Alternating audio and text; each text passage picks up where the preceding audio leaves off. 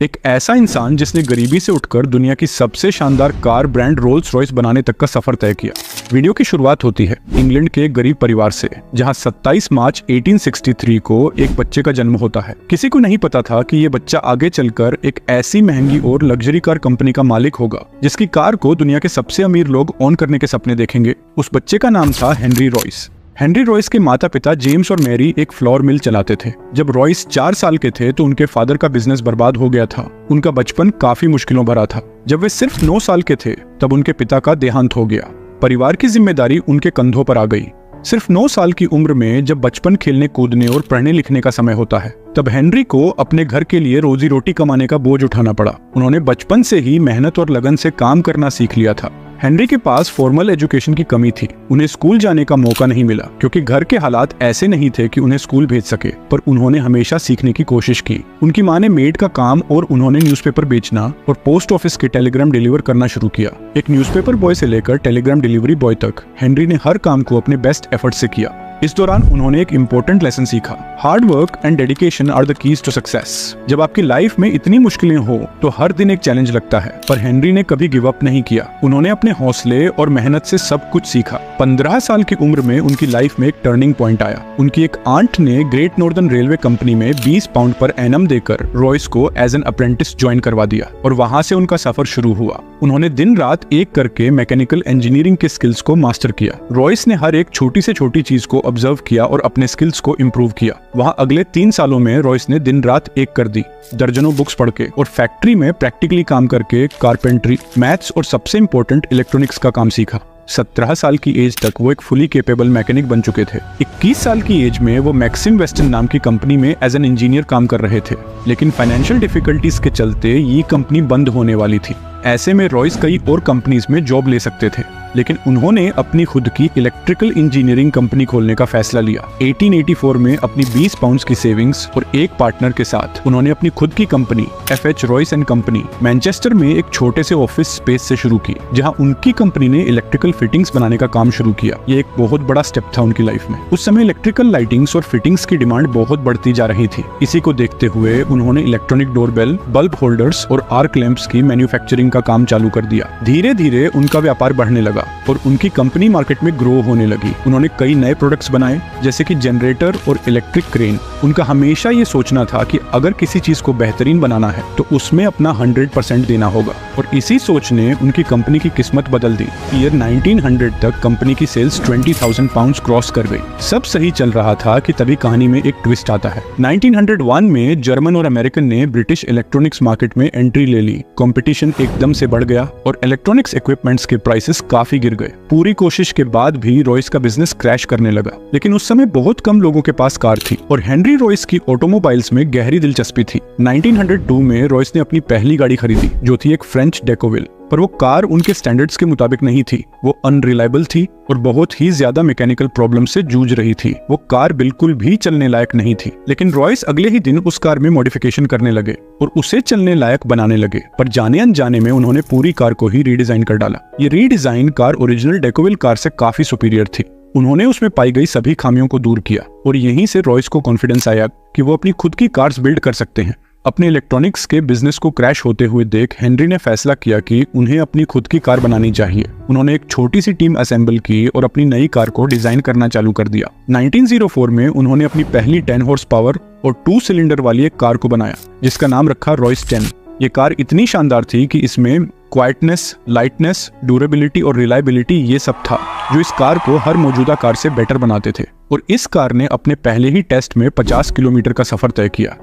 जिसके बाद रॉयस ने 2 और सेम मॉडल की कार बनाई और उन्हें टेस्ट कर करके इम्प्रूव करने लगे। जब वे अपनी कार का टेस्ट कर रहे थे तो इन कार्स ने चार्ल्स रोल्स का ध्यान खींच लिया। मैं बात कर रहा हूँ कहानी के दूसरे हीरो चार्ल्स रोल्स की, जो कि एक एरिस्टोक्रेट और सुपीरियर क्वालिटी की कार्स का सक्सेसफुल बिजनेस करते थे। रोल्स ऑलरेडी एक लग्जरी ब्रिटिश कार मेकर को ढूंढ रहे थे, इसीलिए उन्होंने रॉयस से मुलाकात की। चार्ल्स रोल्स को हेनरी रॉयस की इंजीनियरिंग और परफेक्शनिस्ट अप्रोच इतनी पसंद आई कि उन्होंने हेनरी रॉयस से मिलने का फैसला किया। 4 मई 1904 को मैनचेस्टर के मिडलैंड होटल में उनकी मुलाकात हुई। उन्होंने रॉयस के साथ एक पार्टनरशिप की ऑफर दी। चार्ल्स रोल्स अपने दोस्त से कहते हैं कि उसे वह मिल गया है जिसकी उसे तलाश थी। यहीं से एक नई कंपनी का जन्म होता है जिसका नाम है रोल्स रॉयस। हेनरी के पास कई सालों का इलेक्ट्रॉनिक और मैकेनिकल ऑब्जेक्ट्स बनाने का अनुभव था और चार्ल्स एक बढ़िया बिजनेसमैन थे जो मार्केटिंग का उपयोग करना जानते थे। और इसी के साथ उनकी पहली कार रोल्स रॉयस 10 HP दुनिया के सामने आई। रोल्स का मानना था कि कार्स की मार्केटिंग करने का सबसे अच्छा तरीका है उस कार के साथ रेसिंग टूर्नामेंट्स में पार्टिसिपेट करना। इसीलिए रोल्स ने कई बड़े टूर्नामेंट्स में पार्टिसिपेट किया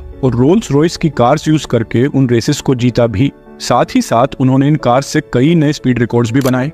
उन्होंने अपने हर प्रोडक्ट को अपने स्टैंडर्ड्स के हिसाब से परफेक्शन के साथ बनाया। असली खेल तो तब शुरू हुआ जब रोल्स रॉयस सिल्वर गोस्ट 1907 में लॉन्च हुई। रॉयस ने 40 और 50 हॉर्स पावर और 6 सिलेंडर्स के साथ एक मॉडल लॉन्च किया जिसकी बॉडी का कलर सिल्वर था। इस कार ने 24,000 किलोमीटर का नॉन स्टॉप एंडुरेंस रन किया जिसमें सिल्वर गोस्ट को संडे को छोड़कर 2.5 महीनों तक बिना रुके दिन और रात को चलाया गया, जो बिना किसी मैकेनिकल ब्रेकडाउन के चली भी। और ये इस कार की क्वालिटी और ड्यूरेबिलिटी को दिखाता है जो उस टाइम का एक वर्ल्ड रिकॉर्ड भी था। रोल्स रॉयस अपनी कार को स्मूथ दिखाने के लिए कार के ऊपर एक कॉइन को बैलेंस करते हुए उसे बिना गिराए चलाते थे, जिससे प्रूव होता था कि ये कार एक्सट्रीमली स्मूथ है। रोल्स रॉयस हमेशा कोशिश करते थे कि उनकी कार्स न सिर्फ चलने में स्मूथ हो बल्कि देखने में भी सुंदर हो। उन्होंने इस बात को हमेशा ध्यान में रखा कि उनके कस्टमर्स को लग्जरी और कंफर्ट का बेहतरीन एक्सपीरियंस हो। इसी के चलते उनकी car the best car in the world के नाम से पॉपुलर हो गई। सब बढ़िया चल रहा था कि तभी एक भयानक हादसा हो गया। कार्स के साथ साथ चार्ल्स रोल्स एविएशन के भी काफी शौकीन थे, मतलब उन्हें एयरप्लेन्स का भी बहुत शौक था। 12 जुलाई 1910 को वो राइट फ्लायर नाम का प्लेन उड़ा रहे थे। फ्लाइट के दौरान एयरक्राफ्ट का टेल सेक्शन टूट गया और प्लेन 100 फीट की ऊंचाई से क्रैश कर गया। इस हादसे में 32 साल के चार्ल्स रोल्स ने अपनी जान गंवा दी।